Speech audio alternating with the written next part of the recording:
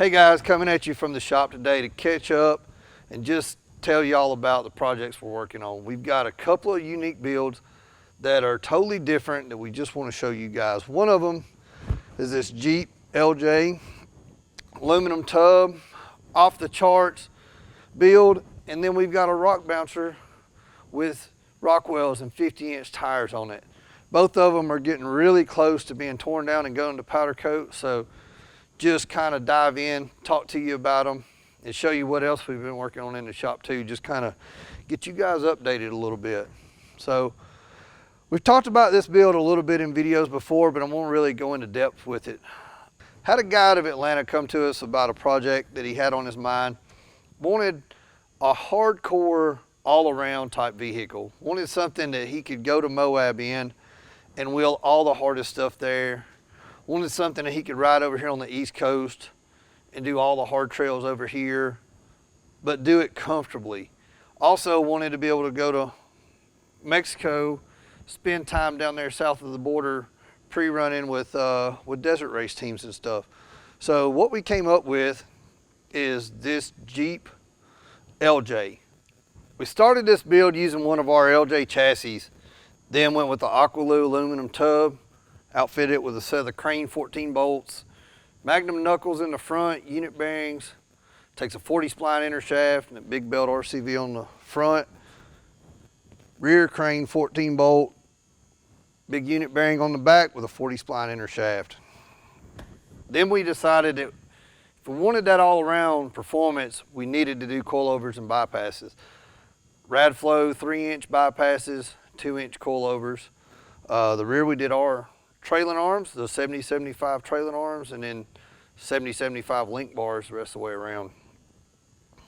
LS engine, turbo 400, and Atlas transfer case. Kind of one of our standard deals, but the reason it's a standard deal for us is because really good reliability. It fits, it all works, and we've had good luck with it, so it's hard not to go that way for us. You notice on the front where we rolled this tube work for the hood and grill protection, and that made us add this flare onto the hood. We added this little cowl onto the hood. The owner of this thing wanted every body panel on it to be modified some way, shape, form.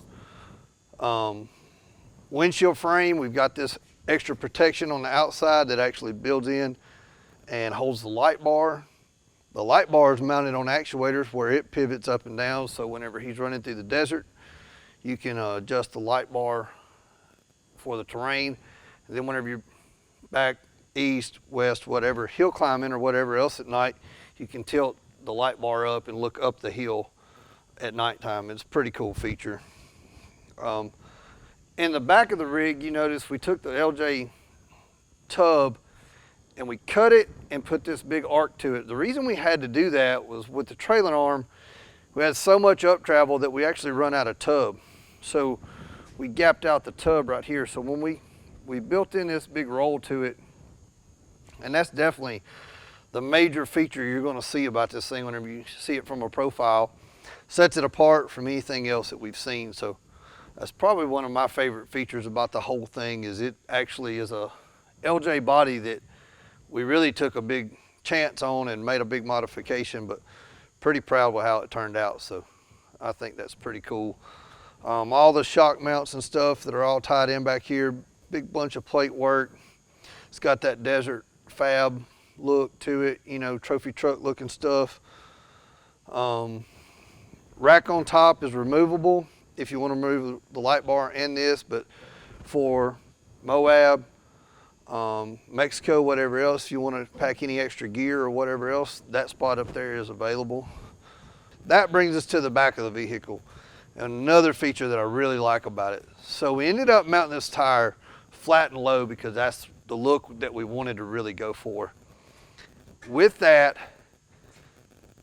it posed a few problems with getting it mounted that low in the chassis. We lost our gas fill because this thing's got a 40-gallon gas tank right in the middle of the chassis. To make room around that, we did this.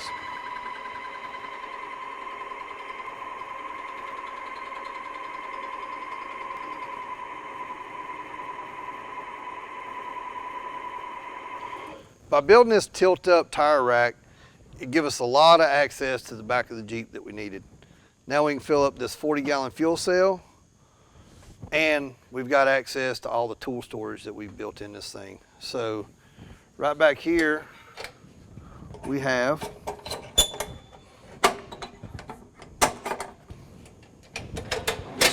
tray that slides out, storage there, and storage there. So really cool storage space right here. Pack a lot of tools or whatever else you may want to carry on the trail with you. Other cool thing is whenever you want to lock it up, now you can key lock this.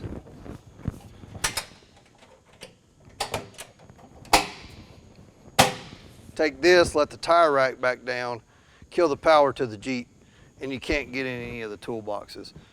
Makes it really safe whenever you want to lock everything up.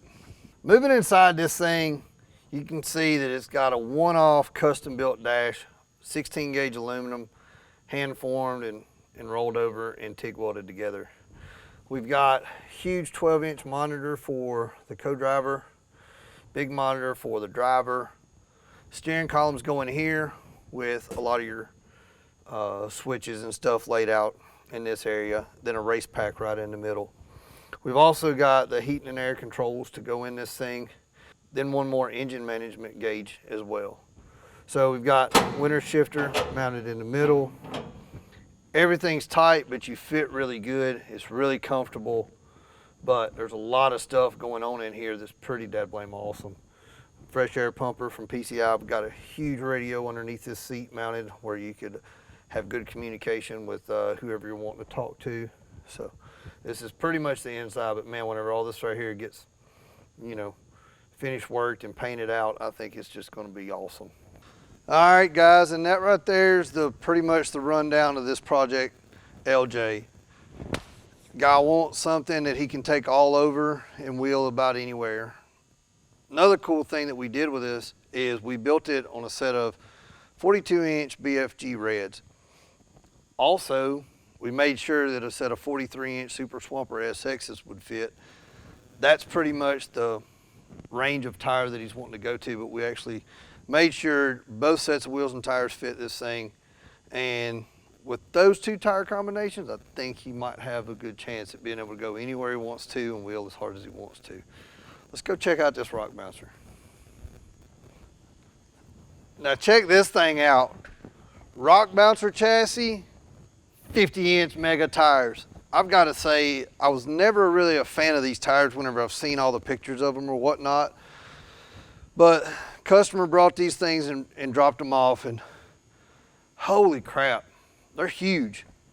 Not only are they just tall, the lug they have is insane. I'm pretty excited to see how a true sticky tire this big does for the wheeling that this guy's wanting to try to do. This right here is the Rock Bouncer X chassis that we did a video a while back on that said how to start your build with the layout of axles, engine, transmission, seats, lay everything out, get everything right before you ever start building anything.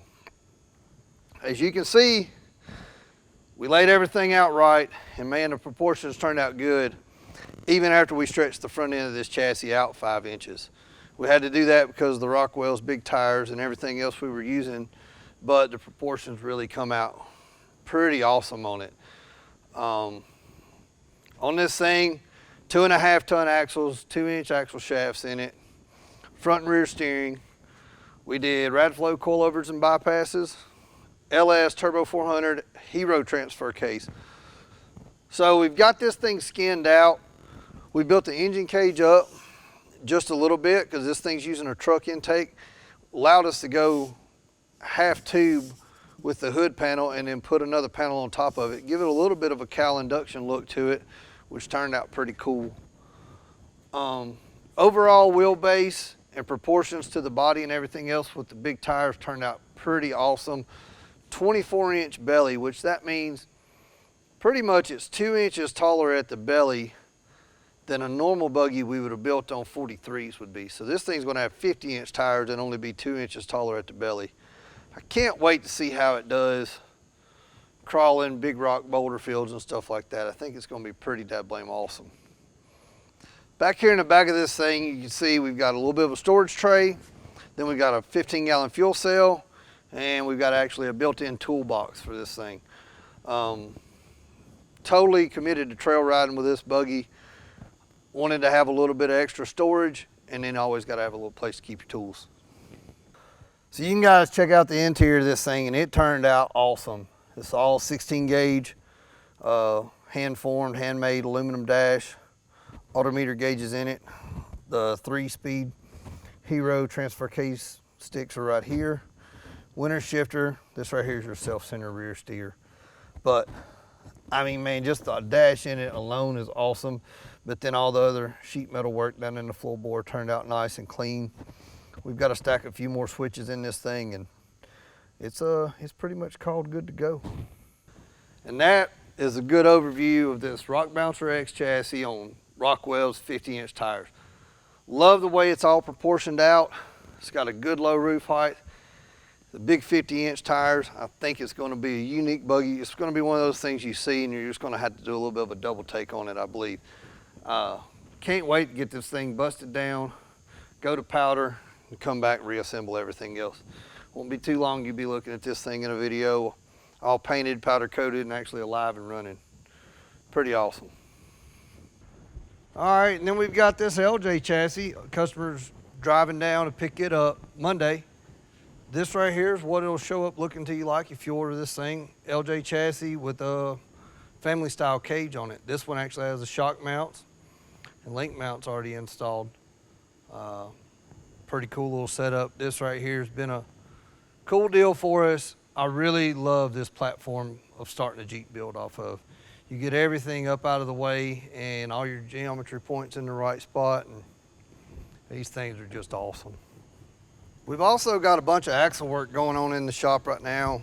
Wide open design with crane axle, so we see the brunt of all the assembly on axle work and everything else. So we've got 14 bolts, front rear steer over here, magnum knuckles. These are going to be built out completely turnkey. There's the rest of the pallet of stuff there to finish these things out. Magnum knuckles, unit bearings, lightweight brake kit, big belt RCVs, all the way through. You guys have seen these in a lot of the builds that we're doing. We're shipping more and more of them. Really good, popular axle. Man, just tough as nails. Get you on and off the trailer every time. All that good stuff. These right here, I'm excited to see start trickling through the shop. This is rear axles that we're building. And we're getting a little bit of a variety now on whether or not people are ordering them with the 450 unit bearing or our 40 spline chromoly spindle that we're doing in-house. So we're building this cup where you can run 40 spline in your unit bearing, bolt-on brake bracket and everything there. The other option that we've got is the 40 spline rear spindle that we're building. Chromoly steel, heat treated. We're building the nuts, the socket, everything that goes with it. All the components we have as a kit to where you can rebore the factory wheel hub to fit new bearings and use this spindle, but it accepts a true 40 spline axle shaft with a live bearing setup. Each one of them have their own benefits. You decide which one you like. Just know that we've got you covered either way you decide. This project is a Jeep chassis project for a long-term friend of the shop. Pretty awesome deal. I've been wheeling with this guy, I mean, man, since I was a teenager. From the looks of this gray hair, that's a long time. But anyways, he brought in a Jeep CJ7. He's owned it for a long time, but it already had the Ramjet 350 in it. It did have a 4-speed. We're going to change that to a Turbo 400 and an Atlas transfer case. Had the 60 front end, 70 rear, but the Jeep was on leaf springs and just wanted a little bit of an update. We're going to really try hard to not lose the cool factor that the Jeep had because it's been his Jeep for so long. We're just updating it with one of our chassis better suspension, better ride. But we don't want to lose that feel of his old Jeep. Because a lot of you guys out there have, I don't know if I want to call it an emotional attachment to your Jeep, but your Jeep's your buddy, and I get it, because you know, I get attached to stuff as well. So we don't want to go back and just totally redo it and move all the body lines and do everything else. We want to keep that thing looking as close to like what he had as we can, but come out with the performance that comes from one of these chassis. So I really am digging the whole thought process behind this thing, is keeping something that he had and loves, but just updating it with the cool stuff that he's got.